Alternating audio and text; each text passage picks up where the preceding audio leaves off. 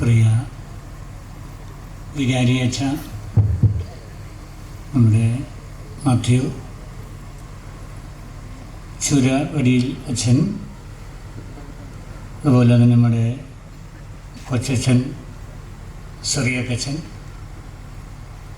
പ്രിയ സഹോദരി സഹോദരന്മാരെ, ആദ്യമായിട്ട് തന്നെ ഞാൻ ബഹുമാനപ്പെട്ട വികാരിയച്ഛനും നിങ്ങൾക്ക് ഏവർക്കും എൻ്റെ നന്ദി അറിയിക്കുകയാണ്.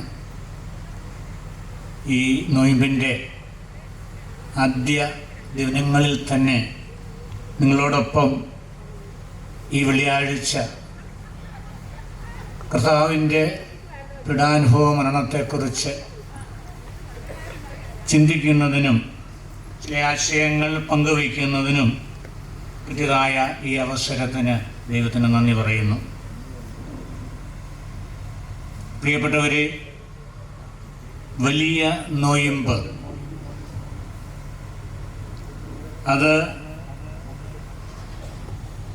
നമ്മൾ ആചരിക്കുന്ന ഈ അവസരത്തിൽ നോയമ്പ് എന്നുള്ള സങ്കല്പം എല്ലാ മതങ്ങളിലുമുണ്ട്. ഇപ്പോൾ നമ്മളുടെ മുസ്ലിം സഹോദരങ്ങൾ ഇവിടെ റമദാൻ മാസത്തിലൂടെ കടന്നു പോവുകയാണ്. അപ്പോൾ നോയമ്പിൻ്റെ അർത്ഥം എന്താണ്? മതങ്ങളിൽ നമുക്കറിയാം, മനുഷ്യന് ശരീരവും ആത്മാവുമുള്ള വ്യക്തികളാണ്. മതങ്ങൾ ആത്മാവിൻ്റെ കാര്യങ്ങൾ കൂടുതലായിട്ട് അന്വേഷിക്കുകയും ആത്മാവിന് വേണ്ടതായിട്ടുള്ള ഭക്ഷണം നൽകുകയും ചെയ്യുന്ന സംവിധാനമാണ് മതങ്ങളെല്ലാം. ദൈവവുമായി ബന്ധപ്പെട്ട് നിത്യജീവനുമായി ബന്ധപ്പെട്ട് ഉള്ള കാര്യങ്ങളാണ് ആത്മാവിൻ്റെ കാര്യങ്ങൾ. എന്നാൽ നമ്മളുടെ ശരീരം നമുക്കറിയാം, അത് ഈ ലോകവുമായി ബന്ധപ്പെട്ട ജഡീകത അല്ലെങ്കിൽ നൈമേഷികമായിട്ടുള്ള കാര്യങ്ങളുമായി ബന്ധപ്പെട്ട കാര്യങ്ങളാണ്. അപ്പോൾ ശരീര സംബന്ധമായിട്ടുള്ള നമ്മളുടെ ഇന്ദ്രിയങ്ങളെ നിയന്ത്രിക്കുവാനും അതിനെ നിഗ്രഹിക്കുവാനും ഒപ്പം നമ്മളുടെ ആത്മാവിൻ്റെ ആത്മീയ ജീവിതത്തിൻ്റെ വളർച്ചയും അതിൻ്റെ ശക്തിയും കൂടുതൽ അതിന് കേന്ദ്രീകരിച്ചുകൊണ്ട് ജീവിക്കുവാനും നിത്യതയെ ലക്ഷ്യം വയ്ക്കുവാനും ഒക്കെയാണ് എല്ലാ മതങ്ങളിലും ഈ നോയമ്പെന്ന സംവിധാനം ഏർപ്പെടുത്തിയിരിക്കുന്നത്. നോയമ്പിൽ പല ഘടകങ്ങളുണ്ട്, നമുക്കറിയാം. ഇതിലേറ്റവും പ്രധാനപ്പെട്ടതാണ് നമ്മളുടെ പ്രാർത്ഥനാ ജീവിതം ശക്തിപ്പെടുത്തുക എന്നുള്ളത്. അതുപോലെ അതിനോടൊപ്പം ഉള്ള ഒരു കാര്യമാണ് ഉപവാസം, ഭക്ഷണങ്ങൾ നിയന്ത്രിക്കുക അടിസ്ഥാനപരമായി. പിന്നീട് നമ്മളുടെ ശരീരത്തിന് വേണ്ടിയ സുഖങ്ങളെയൊക്കെ നിയന്ത്രിച്ചുകൊണ്ട് ആത്മാവിന് ശക്തി പകരുക, നമ്മുടെ സഹോദരങ്ങളെ സ്നേഹിക്കുക, അവർക്ക് കാരുണ്യപ്രവർത്തികൾ ചെയ്യുക, ദാനധർമ്മം ചെയ്യുക. ഇതെല്ലാം നോയമ്പിൻ്റെ ദിവസങ്ങളിൽ നമ്മൾ ചെയ്യേണ്ടതായിട്ടുള്ള എല്ലാ മതങ്ങളിലുമുള്ള കാര്യങ്ങൾ തന്നെയാണ്. നമ്മുടെ കേരളത്തിലെ സുറിയാനി ക്രിസ്ത്യാനികളെ സംബന്ധിച്ചിടത്തോളം നോയമ്പിൻ്റെ മനുഷ്യരെന്നാണ് അവരെ വിളിക്കുന്നത്, നോയമ്പിൻ്റെ മക്കൾ. പഴയ കാലത്ത് അങ്ങനെയാണ് വിളിച്ചിരുന്നത്. 365 ദിവസമുണ്ട് വർഷത്തിൽ. അതിൽ ഭൂരിഭാഗവും നോയമ്പിൻ്റെ ദിവസങ്ങളായിരുന്നു നമ്മളുടെ പിതാക്കന്മാർക്കെല്ലാം. സുറിയാനി പാരമ്പര്യത്തിൽ ബർസോമ എന്ന പേരുണ്ട്. ഇത് സന്യാസിമാർക്കും സാധാരണക്കാർക്കും ഒക്കെ ഉണ്ട്. അതിൻ്റെ അർത്ഥം നോയമ്പിൻ്റെ മക്കൾ എന്നാണ്. ബർസൗമ, മകൻ, അപ്പോൾ നോയമ്പിൻ്റെ പുത്രൻ. അപ്പോൾ അത്രയ്ക്ക് പ്രാധാന്യമാണ് നമ്മളുടെ ക്രിസ്തീയ ജീവിതത്തിലെ നോയമ്പിന് ഉള്ളത്. നമുക്കറിയാം, നമ്മൾ 3 പ്രധാന നോയമ്പുകളാണ് ആണ്ടുവട്ടത്തിൽ ആചരിക്കാറുള്ളത്. ഇവയെല്ലാം നമ്മുടെ പ്രധാന തിരുനാളുകളുടെ ഒരുക്കത്തിന് വേണ്ടിയുള്ള ദിവസങ്ങളാണ്. നമ്മളുടെ ഈ വലിയ നോയമ്പ് 50 നോയമ്പാണ്. അത് നമ്മളുടെ സഭയിലെ ഏറ്റവും വലിയ തിരുനാളായ ഉയർപ്പ് തിരുനാളിന് വേണ്ടിയുള്ള ഒരുക്കമാണ് 50 ദിവസവും. രണ്ടാമത്തെ വലിയ തിരുനാളാണ് നമ്മുടെ കർത്താവിൻ്റെ പിറവി തിരുനാൾ. അപ്പോൾ തിരുനാളിന് വേണ്ടിയുള്ള ഒരുക്കമാണ് 25 ദിവസം നമ്മൾ ഒരുങ്ങുക എന്നുള്ളത്. വലിയ നോയമ്പിന് 18 ദിവസം മുൻപാണ് മറ്റൊരു നോയമ്പ്, 3 നോയമ്പ്. അത് നമ്മളുടെ പാരമ്പര്യത്തിലെ പ്രധാനപ്പെട്ട ഒരു നോയമ്പാണ് 3 നോയമ്പ്. യോനാ പ്രവാചകൻ്റെ മാനസാന്തരം, നിനവേ നിവാസികളുടെ മാനസാന്തരം. അപ്പോൾ അതിനെ അധീകരിച്ചുകൊണ്ടാണ് 3 ദിവസം നമ്മൾ നോയമ്പ് നോക്കുക. പിന്നീട് നമുക്കറിയാം പരിശുദ്ധ അമ്മയുടെ നോയമ്പുണ്ട്. അമ്മയുടെ ജനനത്തിന് ഒരുക്കമായിട്ടുള്ള ആ തിരുനാളിൻ്റെ ഒരുക്കമായിട്ടുള്ള നോയമ്പ് 8 നോയമ്പ്. അമ്മയുടെ കരേറ്റ തിരുനാളിന് അഥവാ സ്വർഗാരോപണ തിരുനാളിന് ഒരുക്കമായിട്ടുള്ള 15 നോയമ്പ് ഓഗസ്റ്റിൽ. അങ്ങനെ പല നോയമ്പുകളും ശ്ലീഹന്മാരെ വേണ്ടിയിട്ടുള്ള നോയമ്പുണ്ട്. പത്രോസ് പൗലോസ് ശ്ലീഹന്മാരുടെ തിരുനാളിന് മുൻപായിട്ട് 14 ദിവസങ്ങളിൽ നമ്മൾ ഒരുങ്ങുന്ന ജൂൺ മാസത്തിലെ നോയമ്പ്. അങ്ങനെ ഒരുപാട് നോയമ്പുകൾ നമുക്ക് ആണ്ടുവട്ടത്തിലുണ്ട്. അപ്പോൾ തീർച്ചയായിട്ടും ഈ വലിയ നോയമ്പിനെ കുറിച്ച് നമ്മൾ ചിന്തിക്കുമ്പോൾ നമ്മളിപ്പോൾ പറഞ്ഞതുപോലെ ഒരുക്കത്തിൻ്റെ ദിവസങ്ങളാണ്. 40 ദിവസമാണ് വലിയ നോയമ്പിൻ്റെ നോയമ്പ് ദിവസങ്ങളെന്ന് പറയുന്നത്. പിന്നീട് വരുന്ന 10 ദിവസങ്ങൾ പീഡാനുഭവത്തിൻ്റെ ദിവസങ്ങളാണ്, പീഡാനുഭവ ആഴ്ചയാണ്. അപ്പോൾ 40-ാം വെള്ളിയാഴ്ച വരെ ആണ് നമ്മൾക്ക് വലിയ നോയമ്പിൻ്റെ 40 ദിവസത്തെ ഒരുക്കം. അത് കഴിഞ്ഞ് നമ്മൾ വളരെ തീവ്രതയോടുകൂടി പീഡാനുഭവ ആഴ്ചയിലൂടെ കടന്നു പോകുന്നു. അങ്ങനെ നമ്മൾ ഉയർപ്പിൻ്റെ തിരുനാൾ ആചരിക്കുന്നു അഥവാ ആഘോഷിക്കുന്നു.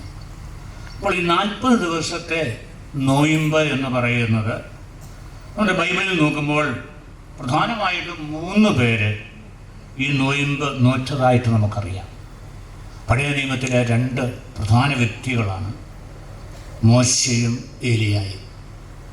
മോശ നമുക്കറിയാം സീനായി മലയിലേക്ക് കയറിപ്പോയി 40 ദിവസം ദൈവവുമായിട്ട് വലിയ ബന്ധത്തിലായിരുന്നു.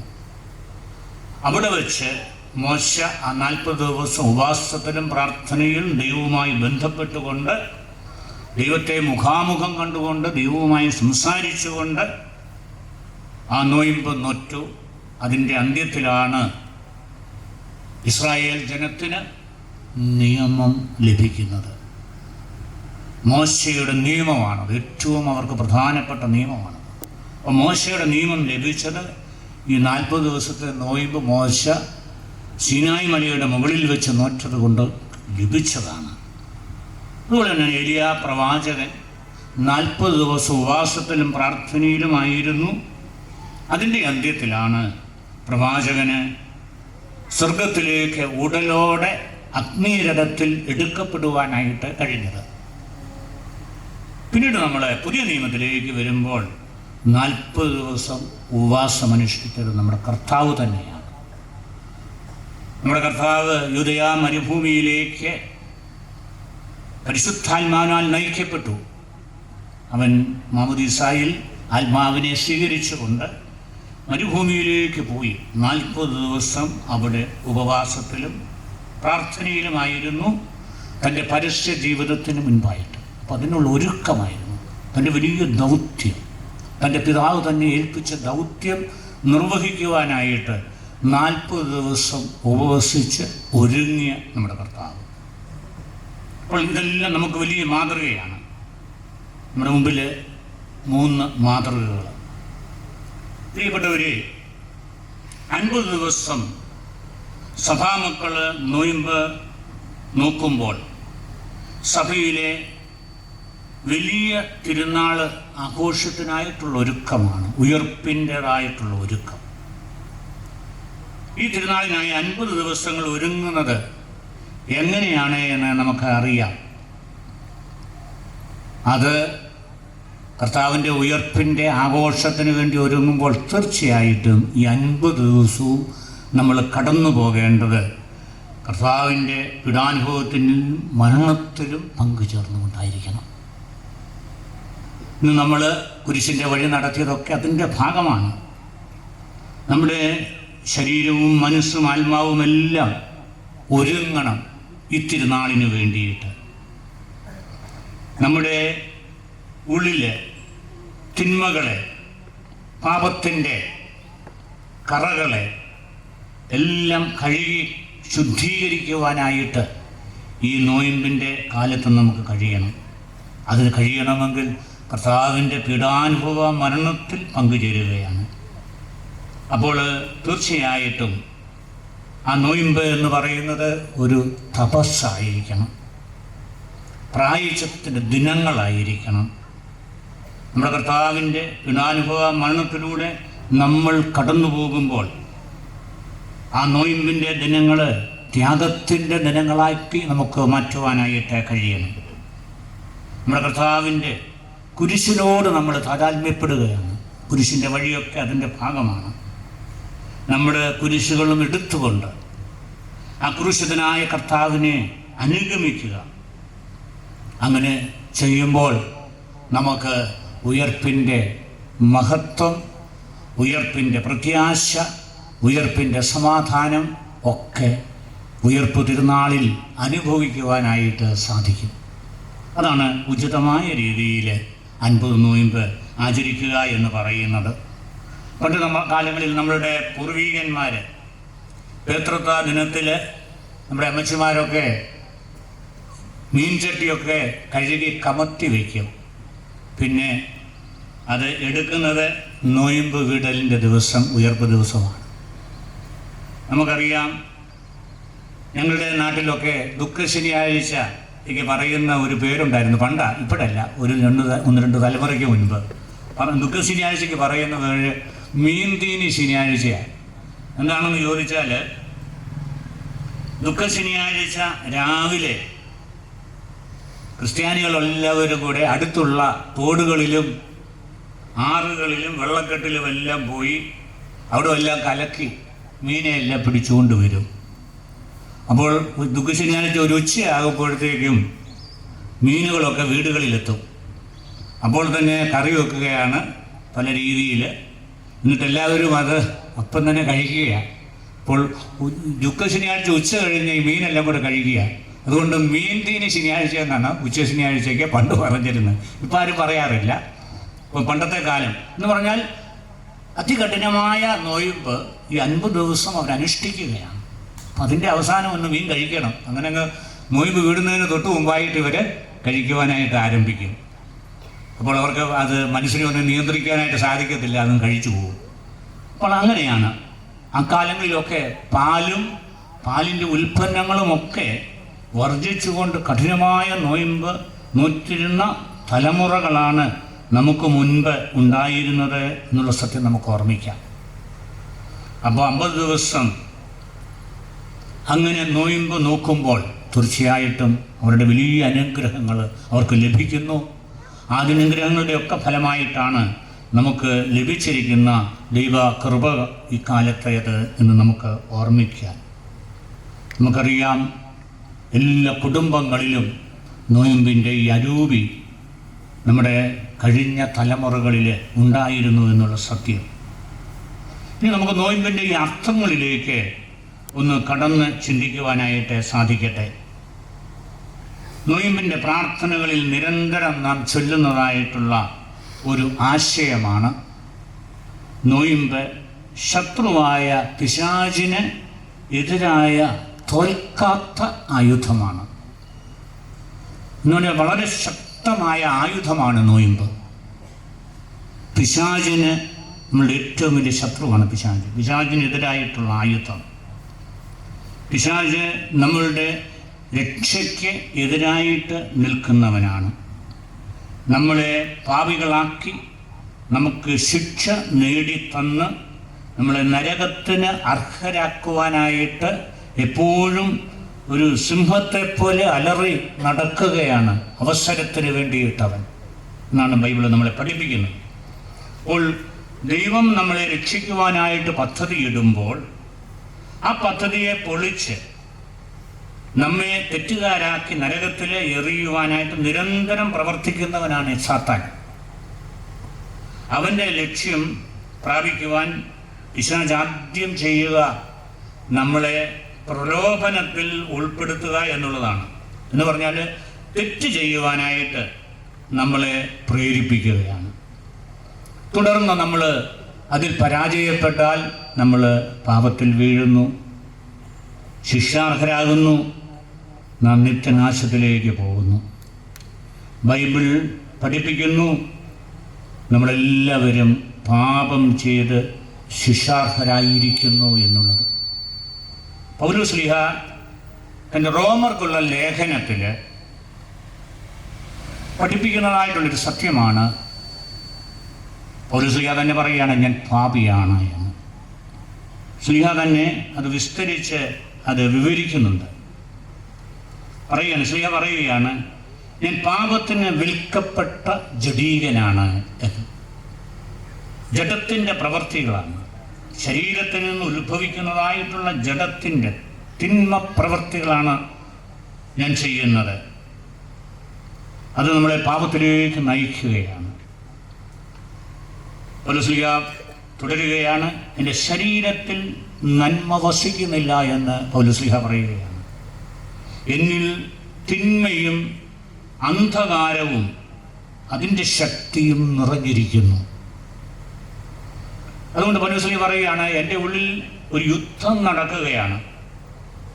രണ്ട് വിരുദ്ധ ശക്തികൾ തമ്മിലുള്ള യുദ്ധമാണ് എൻ്റെ ഉള്ളിൽ നടക്കുന്നത്. നന്മയുടെ ശക്തിയും തിന്മയുടെ ശക്തിയും. എനിക്ക് നന്മ ചെയ്യണമെന്നാണ് എപ്പോഴും ആഗ്രഹം. എന്നാൽ തിന്മയുടെ ശക്തി എന്നിൽ ശക്തമായതുകൊണ്ട് ഞാൻ ഇച്ഛിക്കാത്ത, ഞാൻ ആഗ്രഹിക്കാത്ത തിന്മ ഞാൻ ചെയ്തുകൊണ്ടേയിരിക്കുന്നു. എന്നിട്ട് പൗലോസ് അവസാനം പറഞ്ഞു വയ്ക്കുകയാണ്, ഞാൻ ദുർഭകനായ മനുഷ്യനാണ്. പൗലോസ് നിലവിളിയാണിത്. അതുകൊണ്ട് പ്രിയപ്പെട്ടവർ, പൗലോസ് പറയുകയാണ്, മരണത്തിന് അതീതമായ ഈ ശരീരത്തിൽ നിന്നും ആര് എന്നെ മോചിപ്പിക്കും? കാരണം ശരീരം പാപം ചെയ്യുന്നു. പാപത്തിൻ്റെ ശമ്പളം മരണമാണ്, നിത്യമായ നാശമാണ്. അപ്പോൾ എൻ്റെ ഈ ശരീരത്തിൽ നിന്നും, എന്നെ ഈ പാപത്തിൽ നിന്നും ആര് രക്ഷിക്കും? മരണവിധേയമായ ശരീരത്തിൽ നിന്നും ആർക്ക് എന്നെ രക്ഷിക്കുവാൻ കഴിയും? പൗലോസ്ലീഹയുടെ രക്ഷയ്ക്ക് വേണ്ടിയുള്ള നിലവിളിയാണിത്. ഒരു പാപിയുടെ രക്ഷയ്ക്ക് വേണ്ടിയുള്ള നിലവിളി. റോമർക്കുള്ള 3-ാം അധ്യായം 20-ാം വാക്യത്തിൽ പൗലോസ് പറയുകയാണ്, ഇത് എൻ്റെ മാത്രം കാര്യമല്ല, എല്ലാ മനുഷ്യരുടെയും കാര്യമാണ്. എല്ലാ മനുഷ്യരും പാപം ചെയ്തിരിക്കുന്നു. അതുകൊണ്ട് എല്ലാ മനുഷ്യരും എന്ന് പറയുമ്പോൾ പൗലോസ്ലീഹയെ സംബന്ധിച്ചിടത്തോളം യഹൂദരും പുറജാതിക്കാരും പാപം ചെയ്തു. പുറജാതിക്കാരെ പറയുന്നത് ഗ്രീക്കുകാരെന്നാണ്. അപ്പോൾ യഹൂദൻ ദൈവത്തിൻ്റെ ജനമാണ്. യഹൂദനും ഗ്രീക്കുകാരും വിജാതീയരും എല്ലാവരും പാപം ചെയ്തു. രണ്ടു കൂട്ടർക്കും രക്ഷ ആവശ്യമാണ്. അത് എങ്ങനെ ലഭിക്കും?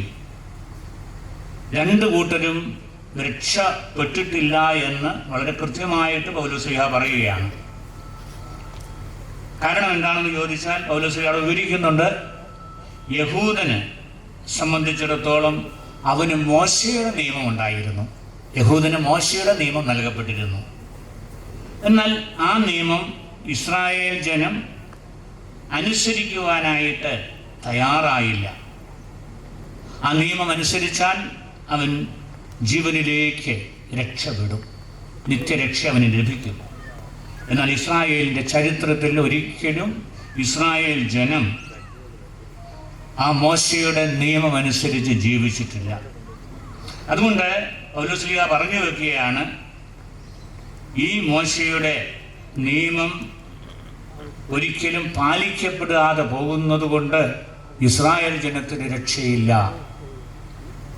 അവൻ രക്ഷിക്കപ്പെടുന്നില്ല ഇതുപോലെ തന്നെയാണ് പൗലോസ്ലീഹ വിജാതിയരുടെ കാര്യവും പറയുന്നത്. അവർക്കും, അതായത് ഗ്രീക്കുകാരെന്നാണ് പ്രത്യേകം എടുത്ത് പറയുന്നത്, പക്ഷെ വിജാതിയരാണ്. അവരുടെ ഹൃദയങ്ങളിൽ ഒരു നിയമം എഴുതപ്പെട്ടിരിക്കുന്നു. അത് ദൈവത്തിൻ്റെ നിയമമാണ്.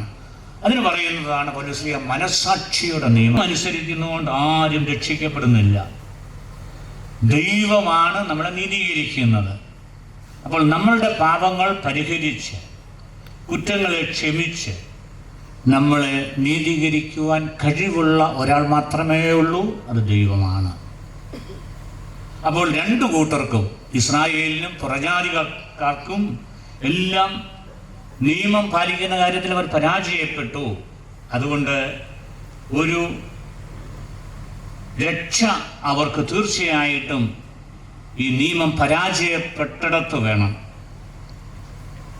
പ്രിയപ്പെട്ടവരെ, നല്ലവനായ ദൈവം, മനുഷ്യനെ സ്നേഹിക്കുന്നവനായിട്ടുള്ള ദൈവം, രക്ഷകനായ ദൈവം മനുഷ്യരെ രക്ഷിക്കുവാനായിട്ട് അതുകൊണ്ട് പുതിയ ഒരു മാർഗം കണ്ടുപിടിച്ചു, അല്ലെങ്കിൽ നമ്മളോട് പറഞ്ഞു, നമുക്ക് വെളിപ്പെടുത്തി തന്നു. അതാണ് തൻ്റെ പുത്രനിലൂടെ നമുക്ക് രക്ഷപ്പെടാം എന്നുള്ള വലിയ വഴി. പുത്രനിലൂടെ ദൈവം അവസാനമായി മനുഷ്യനെ രക്ഷിക്കുവാനായിട്ടുള്ള വലിയ പദ്ധതി തൻ്റെ രക്ഷാകര പദ്ധതിയിൽ ആസൂത്രണം ചെയ്തു. യെശയ്യാ പ്രവാചകൻ പറയുന്നുണ്ട്, 46-ാം അധ്യായം 13-ാം വാക്യത്തിൽ പ്രവചിക്കുന്നുണ്ട്, ഇതാ കർത്താവിൻ്റെ രക്ഷിക്കുന്ന നീതി വെളിപ്പെടുത്തപ്പെട്ടിരിക്കുന്നു. തൻ്റെ ഏകജാതനായ പുത്രനിലൂടെ ദൈവം നമ്മളെ രക്ഷിക്കുവാനായിട്ട് തീരുമാനിച്ചു.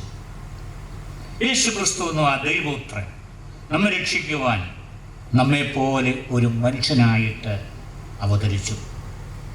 പഴയ നിയമത്തിൽ ദൈവത്തിൻ്റെ നീതി ശിക്ഷിക്കുന്ന നീതിയാണ് എങ്കിൽ മോശയുടെ നിയമം പ്രകാരം എല്ലാവരും പാപം ചെയ്ത് രക്ഷയില്ലാത്ത അവസരത്തിൽ പുതിയ നിയമത്തിൽ ദൈവത്തിൻ്റെ രക്ഷിക്കുന്ന നീതി തൻ്റെ പുത്രനിലൂടെ വെളിപ്പെട്ടു. നമ്മളെ ശിക്ഷിക്കുന്ന പഴയ നിയമത്തിൻ്റെ നീതിയല്ല ഇത്. പിന്നെയോ യോഹന്നാൻ്റെ സുവിശേഷത്തിൽ പറയുന്നത് പോലെ തൻ്റെ ഏകജാതനെ നൽകുവാൻ തക്കവണ്ണം ദൈവം ലോകത്തെ അത്രമാത്രം സ്നേഹിച്ചു. ദൈവം ലോകത്തെ സ്നേഹിച്ചത് ലോകത്തെ ശിക്ഷയ്ക്ക് വിധിക്കുവാനല്ല, പ്രത്യുത ആ പുത്രൻ വഴി നമ്മളെല്ലാവരും രക്ഷപാട് പ്രാപിക്കുവാനത്രേ.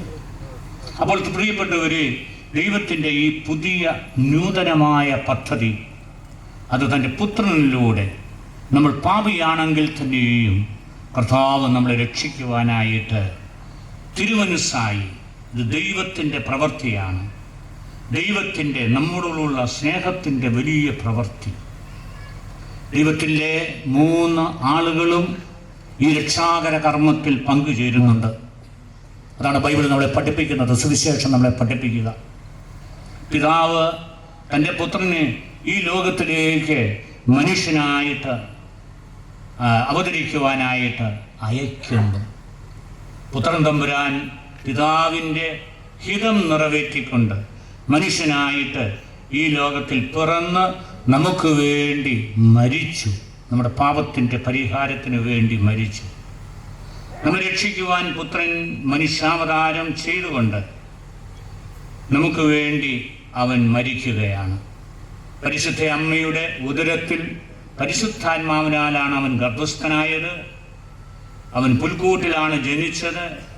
യോർദാനിൽ മാമോദീസ സ്വീകരിച്ച് 40 ദിവസം മരുഭൂമിയിൽ അവൻ ഉപവസിച്ച് ദൈവരാജ്യത്തെപ്പറ്റി അവൻ്റെ പരസ്യ ജീവിതത്തിൽ പഠിപ്പിച്ച് അത്ഭുതങ്ങളൊക്കെയും പ്രവർത്തിച്ച് അവസാനമായി വിശുദ്ധ കുർബാന സ്ഥാപിച്ചുകൊണ്ട് അവൻ പീഡയനുഭവിച്ച് കുരിശിൽ മരിച്ചു. അവനെ പിതാവ് ഉയർപ്പിച്ച് തൻ്റെ വലത്തുഭാഗത്ത് ഇരുത്തി. ഇതാണ് പുത്രൻ തമ്പുരാൻ ചെയ്തതായിട്ടുള്ള ആ രക്ഷാകരമായിട്ടുള്ള കർമ്മങ്ങൾ. അതിലൂടെയാണ് നമ്മൾ രക്ഷ പ്രാപിക്കുന്നത്. എന്നിട്ട് പരിശുദ്ധാത്മാവിനെ പിതാവിൻ്റെ പക്കൽ നിന്നും അവൻ നമുക്കായിട്ട് അയച്ചു തരുന്നു. ആ പരിശുദ്ധാത്മാവ് ഇന്ന് സഭയിൽ പ്രവർത്തിച്ചു കൊണ്ടിരിക്കുന്നു. നമ്മെ അവൻ വിശുദ്ധീകരിച്ചുകൊണ്ട് രക്ഷിച്ചുകൊണ്ടേയിരിക്കുകയാണ്. പ്രിയപ്പെട്ടവരെ, ഈ ത്രിയേക ദൈവം, പിതാവും പുത്രനും പരിശുദ്ധാത്മാവും, അവർ മൂവരും ഈ രക്ഷാകര കർമ്മത്തിൽ പങ്കുചേർന്നുകൊണ്ട് നമ്മളെ രക്ഷിക്കുവാനായിട്ട് തിരുമനസ്സായി. നമ്മുടെ രക്ഷാകര കർമ്മം നിർവഹിച്ചത് ദൈവമാണ്, ഒരു മനുഷ്യരുമല്ല, നമ്മളിതുപോലുമല്ല. നമുക്ക് നമ്മളെ തന്നെ രക്ഷിക്കുവാൻ കഴിയുകയില്ല. ദൈവമാണ് നമ്മളെ രക്ഷിച്ചത്. ഈ രക്ഷ മനുഷ്യന് ലഭിച്ചത് സൗജന്യമായിട്ടാണ്. യേശു തൻ്റെ ജീവനെ നൽകിക്കൊണ്ടാണ് നമ്മളെ രക്ഷിച്ചത്. അതുകൊണ്ട് ഈ സൗജന്യമായ രക്ഷ സ്വീകരിക്കണം എങ്കിൽ നമ്മൾ തീർച്ചയായിട്ടും ഒരു കാര്യം ചെയ്യണം. അതാണ് വിശ്വസിക്കണം എന്ന് പറയുന്നത് ബൈബിൾ നമ്മളെ പഠിപ്പിക്കുന്നത്. നമ്മൾ ആരിൽ വിശ്വസിക്കണം, എന്തിൽ വിശ്വസിക്കണം എന്നുള്ള ചോദ്യമുണ്ട്. അതിനു മുൻപായിട്ട് എങ്ങനെയാണ് കർത്താവ് ഇന്ന് കുരിശിൻ്റെ വഴി നമ്മൾ നടത്തി കഴിഞ്ഞു. ആ ഭക്തിയ കൃത്യം നമ്മൾ നടത്തിയപ്പോൾ ആ കുരിശിൻ്റെ അർത്ഥം എന്താണ് എന്നും നമ്മുടെ കർത്താവിൻ്റെ പീഡാനുഭവവും മരണത്തിൻ്റെയും അർത്ഥം എന്താണ് എന്നും നമുക്ക് അല്പമൊന്ന് ചിന്തിക്കാം. പ്രിയപ്പെട്ടവരെ, കുരിശിൽ ദൈവം മനുഷ്യനെ സ്നേഹിച്ചു. അതാണ് നമ്മൾ മനസ്സിലാക്കേണ്ടത്. ആ സ്നേഹം പിതാവായ ദൈവത്തിൻ്റെ സ്നേഹമായിട്ട് റോമർക്കുള്ള ലേഖനത്തിലെ പൗലോസ്ലീഹ പറയുന്നത്, കുരിശിൽ സ്വപുത്രനെ പോലും ഒഴിവാക്കാതെ നമുക്ക് വേണ്ടി ദൈവം അവനെ ഏൽപ്പിച്ചു തന്നു. പിതാവ് പുത്രനെ ആ കുരിശിൽ വിട്ടുകൊടുത്തു.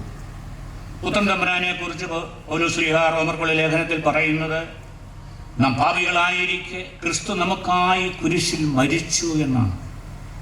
അങ്ങനെ ദൈവം നമ്മോടുള്ള സ്നേഹം പ്രകടമാക്കി. അപ്പോസ്തല പ്രവർത്തികളിൽ പറയുന്നു, നിങ്ങൾ കുരിശിൽ കൊന്നവനായ പുത്രനെ, യഹൂദരോടാണ് പറയുന്നത്, പിതാവ് ഖബറിൽ നിന്നും ഉയർപ്പിച്ച് നമ്മളുടെ രക്ഷകനായി നമുക്ക് നൽകിയെന്ന്. അതുകൊണ്ട് പ്രിയപ്പെട്ടവരെ, യേശുവിൻ്റെ മരണം എന്ന് പറയുന്നത് നമ്മുടെ പാപത്തിൻ്റെ പരിഹാരത്തിന് വേണ്ടിയിട്ടായിരുന്നു. അവൻ ഉയർപ്പിക്കപ്പെട്ടത് നമ്മളെ രക്ഷിക്കുവാനായിട്ട്, നമ്മളെ സ്വർഗത്തിലേക്ക് പിതാവിൻ്റെ പക്കലേക്ക് കൂട്ടിക്കൊണ്ട് പോകുവാനായിട്ടാണ്. അതുകൊണ്ട് ക്രൂശിതനായ യേശുവിൻ്റെ ആ വലിയ സ്നേഹം, ആ സ്നേഹം പിതാവിനോട് യേശുവിനുള്ള സ്നേഹമായിരുന്നു. അതുപോലെ തന്നെ മനുഷ്യവംശത്തിലെ ഓരോരുത്തരോടുമുള്ള യേശുവിൻ്റെ സ്നേഹമായിരുന്നു ആ കുരിശിൽ നാം കാണുന്നത്. കുരിശിൻ്റെ ലംബമായ ആ കുരിശിൻ്റെ തണ്ട് സൂചിപ്പിക്കുക അത് ദൈവസ്നേഹത്തെ കുറിച്ചാണ്. മുകളിലേക്ക് പോകുന്നു, അത് ദൈവസ്നേഹമാണ്. എന്നാൽ ആ സമാന്തരമായിട്ടുള്ള തണ്ട് കുരിശിൻ്റെ അത് പരസ്നേഹത്തെക്കുറിച്ച്, എല്ലാ മനുഷ്യരോടുമുള്ള കർത്താവിൻ്റെ സ്നേഹമായിരുന്നു. അതുകൊണ്ടാണ് കുരിശ് മരണം വഴി നമ്മുടെ രക്ഷകനായ യേശു ക്രിസ്തു നമ്മളെ രക്ഷിച്ചതും ആ കുരിശ് നമ്മളുടെ രക്ഷയുടെ വലിയ പ്രതീകമായിട്ട് മാറിയതും. യേശു ക്രിസ്തു മൂലമാണ് ദൈവം നമ്മളെ രക്ഷിച്ചത് എന്നുള്ള സത്യം നമുക്കെപ്പോഴും ഓർമ്മിക്കാം. പൗലോസ്ലീഹ പറയുകയാണ്, യേശു ക്രിസ്തുവിൻ്റെ കുരിശിലല്ലാതെ മറ്റൊന്നിലും മേന്മ ഭാവിക്കുവാൻ എനിക്ക് ഇടയാകാതിരിക്കട്ടെ എന്ന് ഗലാത്യർക്കുള്ള ലേഖനത്തിൽ പറയുന്നുണ്ട്. പൗലോസ്ലീഹ വീണ്ടും പറയുകയാണ്, ഞങ്ങൾ യഹൂദർക്ക് ഇടർച്ചയും പുറജാതികൾക്ക് ഭോഷത്വവുമായ ക്രൂശിതനായ യേശുവിനെ പ്രഘോഷിക്കുന്നു എന്ന്. പൗലോസ്ലീഹ പറയുകയാണ്, എന്നാൽ കുരിശ് ദൈവത്തിൻ്റെ ശക്തിയാണ് എന്ന്. ഇത് നമുക്ക് തിരിച്ചറിയുവാനായിട്ട് സാധിക്കണം. കുരിശ് ദൈവത്തിൻ്റെ ശക്തിയാണ്. പിശാചിനും തിന്മയ്ക്കും എതിരായി തോൽക്കാത്ത ആയുധമാണ് കുരിശ്. അപ്പോൾ കർത്താവിൻ്റെ കുരിശ്, കർത്താവിൻ്റെ പീഡാനുഭവ മരണത്തിലൂടെ അവൻ നേടിയെടുത്തതായ രക്ഷ, അത് കർത്താവ് ആ കുരിശിൽ കാണുന്ന കർത്താവിനെ പഴയ നിയമത്തിലെ യെശയ്യാ പ്രവാചകൻ കണ്ടിരുന്നു. അതായത് യെശയ്യാ പ്രവാചകന്റെ പുസ്തകത്തിൽ ആ ക്രൂശിതനായ യേശുവിനെ കുറിച്ച് പ്രവാചകൻ പറയുന്നത്, ആ കർത്താവിനെ വിളിക്കുന്നത് ദാസൻ, കർത്താവിൻ്റെ ദാസൻ എന്നാണ്. കർത്താവിൻ്റെ ദാസൻ. യേശുവിന് 700 വർഷങ്ങൾക്ക് മുൻപാണ് ഈ പ്രവാചകൻ ഇത് പറയുന്നത്. കർത്താവിൻ്റെ ദാസനാണ് വരുവാനിരിക്കുന്ന രക്ഷകനായ യേശു ക്രിസ്തു എന്ന് തൻ്റെ 4 ഗീതങ്ങളിൽ അത് പറയുന്നുണ്ട്. 42-ാമത്തെ അധ്യായത്തിൽ 49, 50, 52, 53 അധ്യായങ്ങളിലൂടെ യെശയ്യാ പ്രവാചകൻ പറയുകയാണ്, ഈ ദാസൻ കർത്താവിനെ കുറിച്ചാണ് പറയുന്നത്. യേശു ക്രിസ്തുവിനെ കുറിച്ച് 700 വർഷങ്ങൾക്ക് ശേഷം വരുവാനിരിക്കുന്നവനെ കുറിച്ചാണ് പറയുന്നത്. അവൻ പീഡ സഹിച്ച് മരിക്കുന്ന ഒരു ദാസനാണ് എന്ന്. യേശു ക്രിസ്തു പീഡ സഹിച്ച് മരിക്കുകയാണ്. ഈ ദാസൻ കർത്താവിൻ്റെ, ദൈവത്തിൻ്റെ ദാസനാണ്.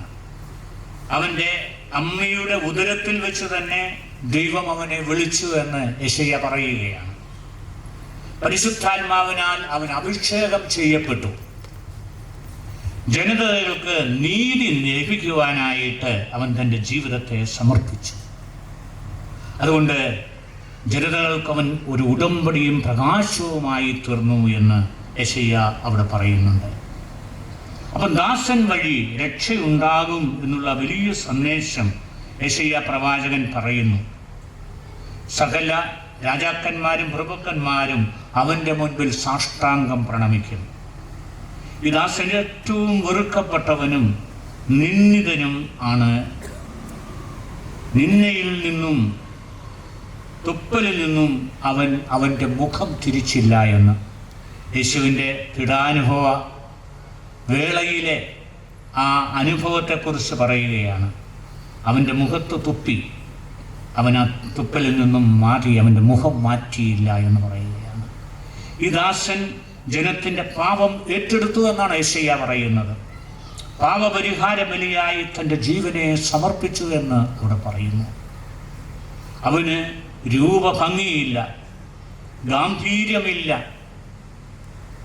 സൗന്ദര്യമില്ല. മനുഷ്യനെന്ന് തോന്നത്തക്ക വിധം, തോന്നത്തക്കാതിരിക്കാത്ത വിധം അവൻ വിരൂപനായിരുന്നു. കാരണം അവനെ അത്രയ്ക്ക് പീഡയ്ക്ക് വിധേയനാക്കി അവൻ്റെ രൂപം തന്നെ മാറിപ്പോയി. നിങ്ങൾ ഒരുപക്ഷെ കുറച്ച് നാളുകൾ മുമ്പുള്ള കർത്താവിൻ്റെ ഭാഷ എന്ന് പറയുന്ന ആ സിനിമ കണ്ടിരിക്കും. അവിടെ കാണിക്കുന്നതായിട്ടുള്ള കർത്താവിൻ്റെ മുഖം, കർത്താവിൻ്റെ ശരീരം അതാണ്. ദേഹം മുഴുവൻ, ശരീരം മുഴുവൻ അടിച്ച് പരിക്കേൽപ്പിച്ച് രക്തം വാർന്നു നിൽക്കുന്നതായിട്ടുള്ള ശരീരം. അവനെ കണ്ടവർ മുഖം തിരിച്ചു കളഞ്ഞു. മനുഷ്യരാൽ അവൻ നിന്ദിക്കപ്പെട്ടു, അവൻ ഉപേക്ഷിക്കപ്പെട്ടു. വേദനയും ദുഃഖവും നിറഞ്ഞവനായി നമ്മൾ അവനെ ബഹുമാനിച്ചില്ല. ഇതെല്ലാം യെശയ്യാ 700 വർഷം മുമ്പ് പ്രവചിക്കുകയാണ്. എന്നിട്ട് യെശയ്യാ പറയുകയാണ്, ഈ ദാസൻ നമ്മളുടെ പകരക്കാരനാണ്. പിതാവായ ദൈവത്തിൻ്റെ മുൻപിൽ നമ്മളുടെ പകരക്കാരനാണ്.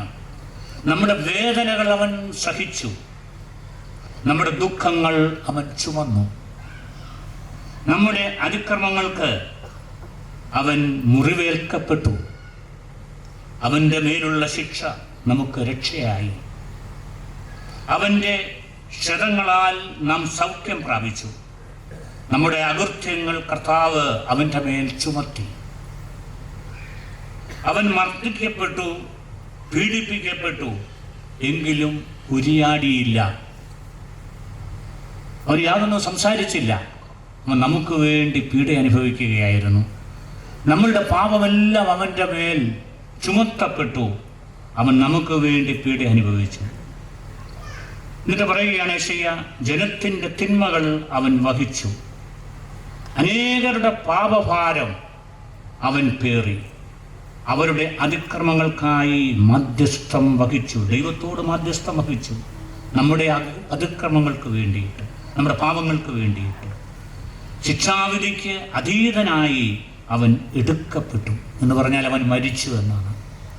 അപ്പോൾ നമ്മളുടെ പാപങ്ങൾ സ്വന്തം ശരീരത്തിൽ ഏറ്റെടുത്ത ഒരു ദാസനെ കുറിച്ച് യെശയ്യാ പറയുമ്പോൾ അത് മറ്റാരുമല്ല, നമ്മുടെ കർത്താവാണ്. അവൻ്റെ പീഡാനുഭവത്തിൻ്റെയും മരണത്തിൻ്റെയും വലിയ പ്രവചനമാണിത്. അവൻ നമുക്ക് വേണ്ടിയിട്ട് നമ്മുടെ പാപങ്ങൾ തൻ്റെ ശരീരത്തിൽ ഏറ്റെടുത്തുകൊണ്ട് ശിക്ഷ അനുഭവിച്ചു. അപ്പോൾ നമ്മൾ ശിക്ഷ അനുഭവിക്കേണ്ട സ്ഥാനത്ത് നമ്മുടെ കർത്താവ് ശിക്ഷ അനുഭവിക്കുകയാണ്, പീഡയേൽക്കുകയാണ്, നമുക്ക് വേണ്ടി അവൻ മരിക്കുകയാണ്. അതുകൊണ്ടാണ് അവൻ മരിക്കുന്ന അവസരത്തിന് തൊട്ട് മുൻപായിട്ട് തൻ്റെ സ്ലീഹന്മാരോട് പറഞ്ഞത്, എനിക്ക് ജെറുസലേമിലേക്ക് പോവുകയും അവിടെ ജനപ്രമാണികളും പുരോഹിതന്മാരും എന്നെ വധിക്കുകയും ചെയ്യും എന്ന് പ്രവചിച്ചത്. അപ്പോൾ ഇത് പിതാവായ ദൈവത്തിൻ്റെ രക്ഷാകര പദ്ധതിയുടെ ഭാഗമാണ്, അവൻ പീഡയേറ്റ് മരിക്കുക എന്നുള്ളത്. ഇതിൻ്റെ ഒരു സൂചന നമ്മൾ മത്തായിയുടെ സുവിശേഷം 8-ാം അധ്യായം 17-ാം വാക്യത്തിൽ കാണുന്നുണ്ട്. അവിടെ രോഗത്തെക്കുറിച്ച് പറയുകയാണ്. യേശുവിൻ്റെ രോഗശാന്തി ശുശ്രൂഷയെപ്പറ്റി പറയുമ്പോഴാണ് പറയുന്നത്, അവൻ നമ്മളുടെ ബലഹീനതകൾ ഏറ്റെടുത്തു, നമ്മുടെ രോഗം ഏറ്റെടുത്തു. രോഗങ്ങൾ അവൻ തൻ്റെ ശിരസിൽ അവൻ തൻ്റെ ശരീരത്തിൽ അവൻ വഹിച്ചു എന്ന്. അപ്പോൾ നമ്മുടെ രോഗങ്ങൾ, നമ്മളുടെ പാപങ്ങൾ, നമ്മളുടെ അതിക്രമങ്ങൾ എല്ലാം അവൻ സ്വയം ഏറ്റെടുത്ത് നമുക്ക് വേണ്ടി മരിച്ച ദാസൻ. എന്നിട്ട് അവസാനമായിട്ട് യെശയ്യാ പറഞ്ഞു വയ്ക്കുകയാണ്, അവൻ നീതിമാനാണ് എന്ന്. അവനിലൊരു കുറ്റവുമില്ലായിരുന്നു, ദൈവം അവന് ശിക്ഷാവധിക്ക് ഏൽപ്പിച്ചു കൊടുത്തു. അവിടെ പറയുകയാണ്, അവനൊരു അതിക്രമവും ചെയ്തിട്ടില്ല, അവൻ്റെ വായിൽ നിന്നും വഞ്ചന പുറപ്പെട്ടിട്ടില്ല. ദുഷ്ടന്മാരുടെയും പാപികളുടെയും ഇടയിൽ അവൻ സംസ്കരിക്കപ്പെട്ടു. അപ്പോൾ വലിയൊരു പാപിയായിട്ടാണ് അവൻ സംസ്കരിക്കപ്പെട്ടത്. അതുകൊണ്ടാണ് പൗലോസ് പറയുന്നത്, അവൻ നമുക്ക് വേണ്ടി പാപമായി തീർന്നു എന്ന്. നമ്മുടെ പാപങ്ങളെല്ലാം പാപമില്ലാത്തവൻ ഏറ്റെടുത്തു. അവൻ നമുക്ക് വേണ്ടി പാപിയായിട്ട് തീർന്നു. ലോകത്തിലെ വലിയ പാപിയായിട്ട് നമ്മുടെ കർത്താവ് തീരുകയാണ്, കർത്താവിൻ്റെ ദാസനായി അവൻ തീരുകയാണ്. ഇവിടെ പറയുകയാണ് വീണ്ടും യെശയ്യാ പ്രവാചകൻ, നീതിമാനായ ആ ദാസൻ തൻ്റെ ജ്ഞാനത്താൽ അനേകരെ നീതിമാന്മാരാക്കി.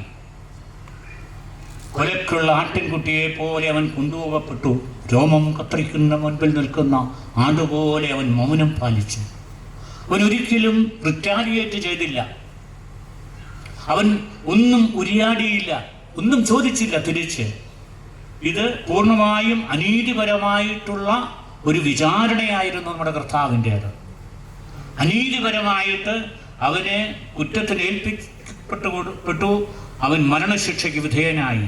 യഹൂദ കോടതിയിലും റോമൻ കോടതിയിലും അവൻ ഒന്നും ഉരിയാടിയില്ല. അവനെ സ്വയം രക്ഷിക്കുവാനായിട്ട് അവൻ ഒന്നും ഉരിയാടിയില്ല. അതാണ് അവിടെ പറയുന്നത്. ആ ദാസൻ ദൈവഹിതം നിറവേറ്റിയവനാണ് എന്നാണ് യെശയ്യാ അവിടെ പറയുന്നത്. അവന് മുറിവേൽക്കണമെന്നത് കർത്താവിൻ്റെ ദൈവത്തിൻ്റെ ഹിതമായിരുന്നു. ദൈവം അവനെ ക്ലേശങ്ങൾക്ക് വിട്ടുകൊടുത്തു. ദൈവത്തിൻ്റെ ഹിതം അവനിലൂടെ അങ്ങനെ നിറവേറി. എന്താണ് ദൈവത്തിൻ്റെ ഹിതം? നമ്മുടെ പാപങ്ങൾക്ക് അവൻ പരിഹാരമായിട്ട് മരിക്കുക എന്നുള്ളതായിരുന്നു ദൈവത്തിൻ്റെ ഹിതം. അങ്ങനെ തൻ്റെ ജീവനെ മരണത്തിന് അവൻ ഏൽപ്പിച്ചു കൊടുത്തു. എല്ലാം യെശയ്യാ പ്രവാചകൻ പ്രവചിക്കുന്ന പ്രവചനമാണ്. പ്രിയപ്പെട്ടവരെ, അവനെ നോക്കിയാണ് സ്നാപക യോഹന്നാൻ പറഞ്ഞത്, ഇതാ ലോകത്തിൻ്റെ പാപത്തെ വഹിക്കുന്ന ദൈവത്തിൻ്റെ കുഞ്ഞാട് എന്ന്. വെളിപാട് പുസ്തകത്തിൽ ഈ അറക്കപ്പെട്ട കുഞ്ഞാട് ദൈവത്തിൻ്റെ സിംഹാസനത്തിൽ ഇരിക്കുന്നതായിട്ട് യോഹന്നാൻ കാണുന്നുണ്ട്. സകല മഹത്വത്തോടും കൂടി അവൻ ഇന്ന് തൻ്റെ പിതാവിൻ്റെ വലതുഭാഗത്ത് ഇരിക്കുകയാണ്.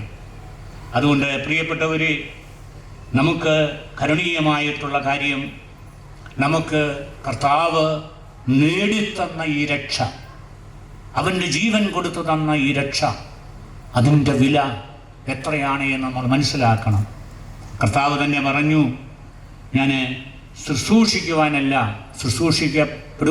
ശുശ്രൂഷിക്കുവാനാണ് വന്നത്. അനേകർക്ക് വേണ്ടി എൻ്റെ ജീവനെ മോചനദ്രവ്യമായി നൽകുവാൻ. നമ്മുടെ എല്ലാവരെയും അവൻ വിലയ്ക്ക് വാങ്ങി തൻ്റെ ജീവൻ്റെ ജീവൻ കൊടുത്ത തൻ്റെ ജീവരക്തത്തിൻ്റെ വിലയാണ് നമ്മളെല്ലാവരും. നമ്മൾ രക്ഷിക്കപ്പെട്ടത് അവൻ്റെ ജീവൻ്റെ വിലയാണ്. ആ വില കൊടുത്താണ് അവൻ നമ്മളെല്ലാം വാങ്ങിയിരിക്കുന്നത്. അതുകൊണ്ട് നമ്മൾ രക്ഷിക്കപ്പെടുക എന്ന് പറഞ്ഞാൽ ഇവനിൽ വിശ്വസിക്കുക എന്നുള്ളതാണ്. നമ്മുടെ കർത്താവിൽ വിശ്വസിക്കുക, അതുമാത്രമാണ് നമുക്ക് സൗജന്യമായിട്ടാണ് ഈ രക്ഷ കർത്താവ് നേടിത്തന്നത്. ഇത് ത്രിയേക ദൈവം 3 പേരും പ്രവർത്തിച്ച ഒരു പ്രവർത്തനമാണ് രക്ഷ.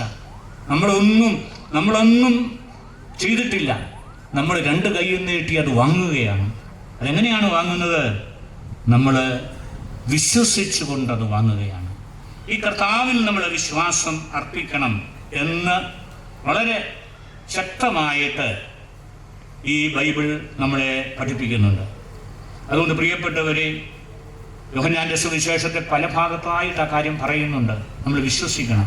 എൻ്റെ വചനം കേൾക്കുകയും എന്നെ അയച്ചവനെ വിശ്വസിക്കുകയും ചെയ്യുന്നവന് നിത്യജീവനുണ്ട് എന്നാണ് കർത്താവ് പറയുന്നത്. എന്നിൽ വിശ്വസിക്കുന്നവൻ എന്നെയല്ല, എന്നെ അയച്ചവനിലാണ് വിശ്വസിക്കുന്നത്. അതാണ് യേശു പറഞ്ഞത്.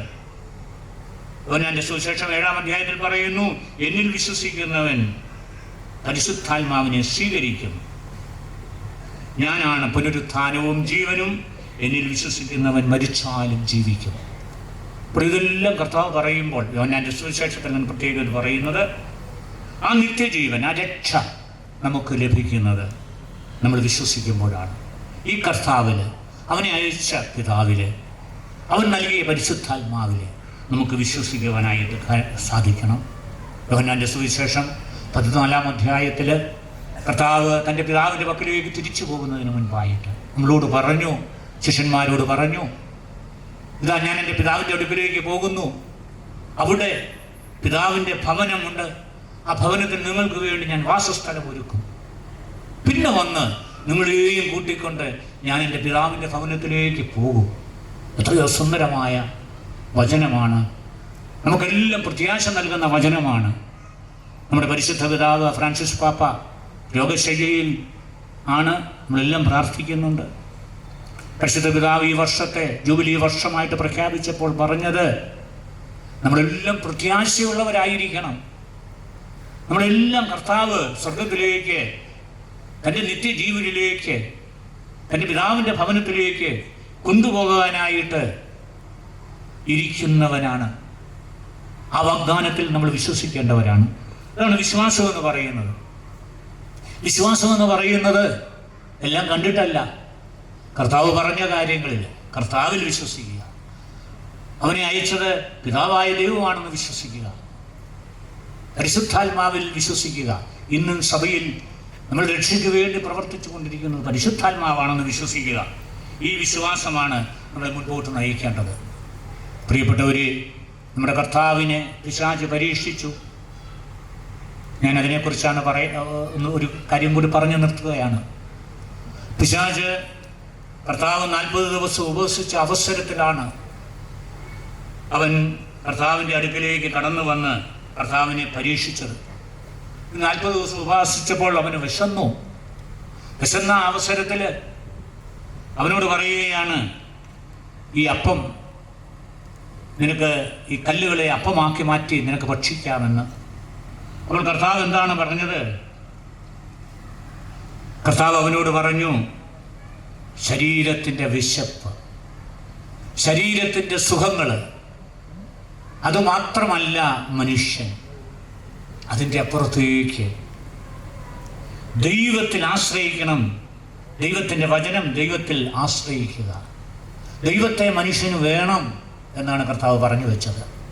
ഇന്നത്തെ ലോകം ദൈവത്തെ വേണ്ട എന്നും ശരീരത്തെ മാത്രം മതി, അതിൻ്റെ വിശപ്പെടുക്കുക, അതിൻ്റെ സുഖലോലുപതയിൽ കഴിയുക, ഇങ്ങനൊരു ലോകമാണ് എന്നുള്ളത്. ഇത് വലിയ പ്രലോഭനമാണ്. നമ്മുടെ വിശ്വാസികൾക്ക് ഉണ്ടാകുന്ന വലിയ പ്രലോഭനം. എനിക്കെല്ലാം ലഭിച്ചു കഴിഞ്ഞു, കുറച്ച് സാമ്പത്തികമൊക്കെ ഭദ്രത വന്നു കഴിയുമ്പോൾ നമ്മളൊക്കെ ചിന്തിക്കുന്നതാണ്, നമുക്കൊന്നും ഇനി വേണ്ട, ദൈവത്തെ ഒന്നും വേണ്ട, എല്ലാം തികഞ്ഞു. അല്ല, ദൈവത്തെ വേണം.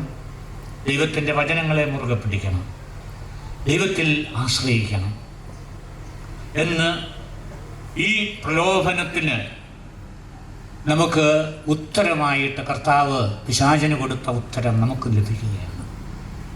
നമ്മുടെ ജീവിതത്തിൽ ദൈവം മാറ്റി നിർത്തുവാൻ കഴിയാത്തതായ അവിഭാജ്യ ഘടകമാണ്. ദൈവമില്ല എങ്കിൽ നമുക്ക് നിത്യരക്ഷയില്ല. ഈ ഒരു സത്യം ആ പ്രലോഭനത്തിലൂടെ കർത്താവ് പഠിപ്പിക്കുകയാണ്. രണ്ടാമത്, കർത്താവിനെ ദേവാലയത്തിൻ്റെ അഗ്രത്തിൽ കൊണ്ട് നിർത്തിയിട്ട് പിശാച് പറയുകയാണ്, താഴേക്ക് ചാടുക, മാലാഖമാര് നിന്നെ താങ്ങിക്കൊള്ളൂ. ഇതിൻ്റെ അർത്ഥം എന്നാണ്? നീ വലിയ അത്ഭുതമൊക്കെ ചെയ്യുക, നിനക്ക് വലിയ പ്രശസ്തി കിട്ടും, മറ്റുള്ളവരുടെയൊക്കെ മുമ്പിൽ നല്ല പേര് കിട്ടും. നമ്മളിൽ പലരും ഈ ഒരു വലിയ കാര്യത്തിന് വേണ്ടി മുൻപോട്ട് നീങ്ങുന്നവരാണ്. പ്രശസ്തി കിട്ടുക, മറ്റുള്ളവരുടെ മുമ്പിൽ നല്ല പേര് കിട്ടുക. കർത്താവ് പറഞ്ഞത് എന്താണ് പിശാചിനോട്? നീ ഈ പ്രശസ്തിയുടെ പുറകെ പോകരുത്, നിന്റെ കർത്താവിനെ മുറുകെ പിടിക്കണം. പ്രശസ്തി പ്രധാനപ്പെട്ട കാര്യമല്ല, അത് വരും പോകും. യഥാർത്ഥ മഹത്വം നൽകുന്നത് സ്വർഗത്തിലെ ദൈവമാണ്. നമ്മളെ മഹത്വപ്പെടുത്തുന്നത് ദൈവമാണ്, മനുഷ്യരാരുമല്ല, ലോകവുമല്ല. അതുകൊണ്ട് അംഗീകാരത്തിനും ലോകത്തിൻ്റെ പ്രശസ്തിക്കും വേണ്ടി ഒന്നും ചെയ്യരുത്. കർത്താവ് ഒരിക്കലും തൻ്റെ അത്ഭുതങ്ങൾ ഒരിക്കലും ചെയ്തിട്ടില്ല പ്രശസ്തിക്ക് വേണ്ടിയല്ല ചെയ്തത്, അടയാളമായിട്ടാണ്.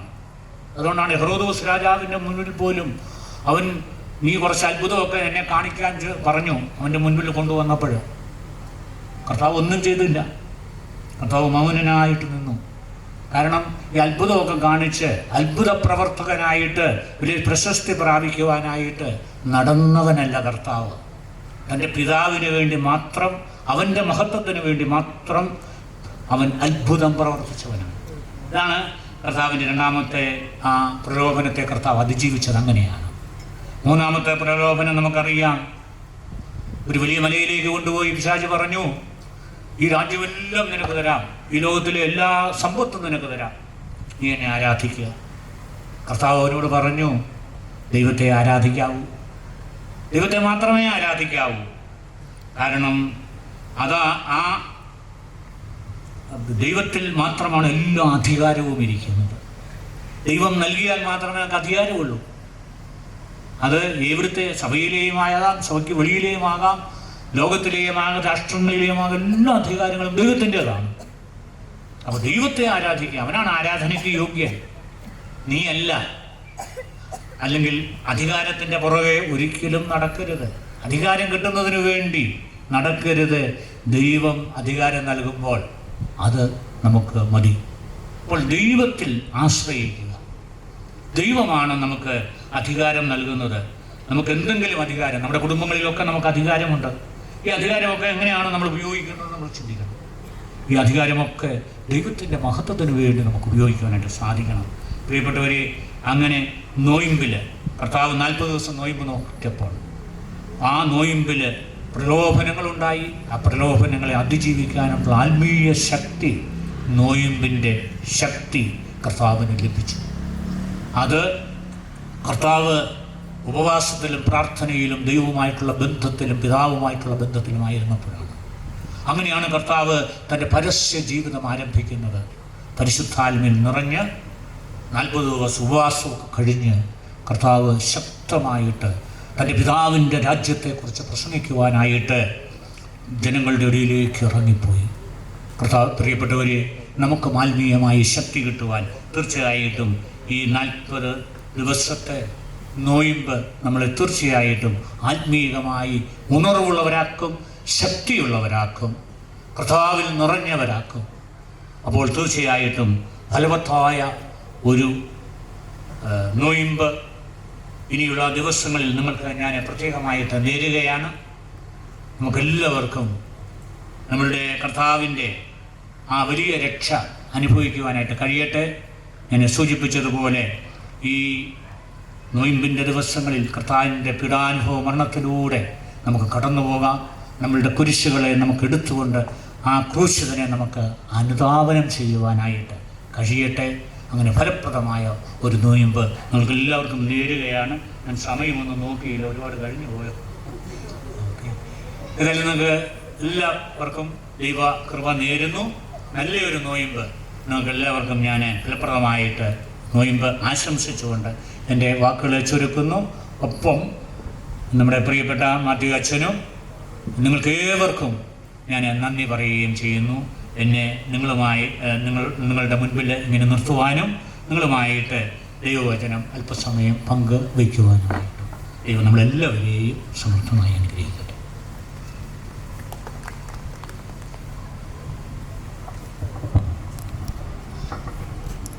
പ്രിയപ്പെട്ടവരെ, ഞാനും ആദ്യമായിട്ടാണ് നിങ്ങളുടെ ഇടവകയിലെ ഈ നോമ്പാചരണത്തിൽ പങ്കുചേരുന്നത്. എനിക്ക് ഏതായാലും ഇത് ഒത്തിരി ഇഷ്ടപ്പെട്ടു. നല്ല അനുഗ്രഹീതമായ ഒരു സായാഹ്നം. നമ്മൾ ആഘോഷമായി കുർബാന അർപ്പിച്ചു, കുരിശിൻ്റെ വഴി ചൊല്ലി. അതിന് ശേഷം ഇവിടെ ഇങ്ങനെ ആയിരുന്നുകൊണ്ട് നല്ല തണുത്ത കാറ്റൊക്കെ കൊണ്ട്, ആദ്യമൊക്കെ ഇച്ചിരി ആവി ഉണ്ടായിരുന്നെങ്കിൽ ഇപ്പം നല്ല തണുത്ത കാറ്റൊക്കെ വീശുന്നുണ്ട്. നല്ല തണുത്ത കാറ്റൊക്കെ കൊണ്ട് ഇങ്ങനെ വചനം കേൾക്കാൻ, അതിനുശേഷം നല്ല ചൂട് കഞ്ഞിയും പയറും ഒക്കെ നമുക്ക് വേണ്ടി കാത്തിരിക്കുന്നു. അങ്ങനെ എല്ലാം കൊണ്ടും വളരെ അനുഗ്രഹീതമായ ഒരു സായാഹ്നം. തീർച്ചയായിട്ടും നമ്മൾ ഈ അനുഗ്രഹത്തിനൊക്കെ നന്ദി പറയാനും കടപ്പെട്ടവരാണ്. തീർച്ചയായിട്ടും ദൈവം വലിയ അനുഗ്രഹം നമ്മുടെ ജീവിതങ്ങളിലേക്ക് ചൊരിയുന്നു. സർവശക്തനായ ദൈവത്തിന് നമുക്ക് നന്ദി പറയാം. അതുപോലെ തന്നെ ഇന്ന് നമ്മുടെ ഇടയിലേക്ക് കടന്നു വന്നുകൊണ്ട് നമ്മളോട് വചനം പ്രഘോഷിച്ചത് കോട്ടയം അതിരൂപതയുടെ സഹായമെത്താനായ ആയിരിക്കുന്ന അഭിമന്യ ഗീവർഗീസ് മാർ അപ്രേം പിതാവാണ്. പിതാവിനെ ഞാൻ ആദ്യമായി പരിചയപ്പെടുക, ഞങ്ങളൊക്കെ ഫിലോസഫി പഠിക്കാനായിട്ട് കുന്നോത്ത് സെമിനാരി ചെല്ലുമ്പം അവിടെ ദൈവശാസ്ത്ര വിദ്യാർത്ഥികൾക്ക് വിസിറ്റിംഗ് പ്രൊഫസറായിട്ട് പിതാവ് വരുമായിരുന്നു. അന്ന് ഞങ്ങളുടെ ചേട്ടന്മാർ പിതാവിൻ്റെ ക്ലാസ്സിനെ കുറിച്ച് പറഞ്ഞു കേട്ടുള്ള അറിവാണ് എനിക്കുള്ളത്. എനിക്ക് പിതാവിൻ്റെ ക്ലാസ്സിലിരിക്കാനായിട്ടുള്ള ഭാഗ്യം ഏതായാലും ഉണ്ടായില്ല. പക്ഷേ പിതാവ് അവരുടെ ക്ലാസ്സുകളിൽ ബോർഡിൽ പിതാവ് അവരെ പഠിപ്പിക്കുമ്പോൾ ഐക്കൺ ചിത്രങ്ങൾ വരച്ചിടും ക്ലാസ്സിൻ്റെ ബോർഡിൽ. ഞങ്ങൾ ഇന്റർവെൽ സമയത്തൊക്കെ പിതാവ് ഈ ക്ലാസ്സിലെ ബോർഡിൽ വരച്ചിടുന്ന പടങ്ങൾ കാണാൻ വേണ്ടി പോയി വെളിയിൽ നിന്നുകൊണ്ട് ഇങ്ങനെ അവരുടെ ക്ലാസ്സിൽ എത്തി നോക്കുക. അങ്ങനെ പിതാവ് വരച്ചിരുന്ന പടങ്ങളൊക്കെ ഞങ്ങൾ കണ്ട ഓർമ്മയും. എന്നിരുന്നാലും പിതാവിൻ്റെ ഇന്നത്തെ ഈ പ്രഘോഷണം തീർച്ചയായിട്ടും പിതാവിൻ്റെ പാണ്ഡിത്യത്തിനൊപ്പം തന്നെ വചനത്തിന് മുമ്പിൽ വലിയ ധ്യാനാത്മകതയോടെ ഇരുന്നതിൻ്റെ, നമ്മൾക്ക് വേണ്ടി ഒരുങ്ങിയതിൻ്റെ പ്രതിഫലനം കൂടിയാണ്. വലിയ വിശുദ്ധ ഗ്രന്ഥത്തെ പഴയ നിയമത്തിൽ നിന്നും പുതിയ നിയമത്തിൽ നിന്നും ആഴമായി ധ്യാനിച്ച് ആ ധ്യാനത്തെ നമ്മുടെ മുമ്പിൽ വളരെ നമ്മുടെയൊക്കെ മനസ്സുകളിൽ പതിയുന്ന ചിത്രങ്ങൾ പോലെ വരച്ചു കാട്ടാനായി പിതാവ് പരിശ്രമിച്ചു. തീക്ഷ്ണത നിറഞ്ഞൊരു അധ്യാപകനായിട്ട് നമ്മുടെ മുമ്പിൽ അദ്ദേഹം തൻ്റെ പ്രബോധനങ്ങൾ അവതരിപ്പിച്ചു. തിരുസഭയിൽ പ്രബോധനങ്ങൾ നൽകാൻ അധികാരം ലഭിച്ച, കൃപ ലഭിച്ചവരാണ് മേൽപ്പട്ടക്കാര്. അങ്ങനെ നമുക്ക് ഇന്നൊരു അനുഗ്രഹമായിട്ട് പിതാവിനെ നമുക്ക് കിട്ടി. വളരെയേറെ നന്ദിയോടെ, ഏറെ തിരക്കുകൾക്കിടയിലാണ് പിതാവ് നമുക്ക് വേണ്ടി സമയം കണ്ടെത്തി ഇവിടെ എത്തിയത്. പിതാവിനെ ബഹുമാനപ്പെട്ട വികാരിച്ചന്റെ പേരിലും ഈ ഇടവക കുടുംബത്തിന്റെ ഒന്നാകെ പേരിൽ ഒത്തിരി സ്നേഹത്തോടെ, നന്ദിയോടെ ഈ അവസരത്തിൽ ഓർക്കുന്നു.